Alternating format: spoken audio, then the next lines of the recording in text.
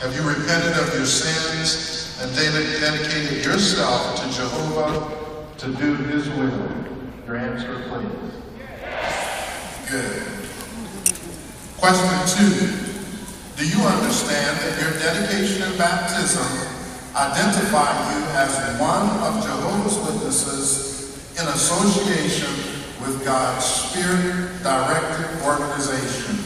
Your answer, please. Your clear affirmative answers to these questions indicate that you are qualified for baptism as ordained ministers of Jehovah God.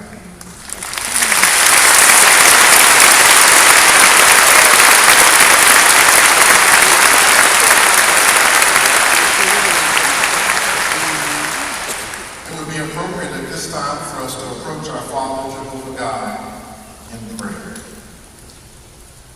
Dear Father in the heavens, Jehovah, sovereign ruler of the universe, on this most important occasion, this turning point in the lives of these dear new ones, we approach you this morning to thank you, dear God, for your word, the Bible, which molds, shapes, educates us into the types of persons that you accept as persons who can carry your name and who can do the will of you, the Father.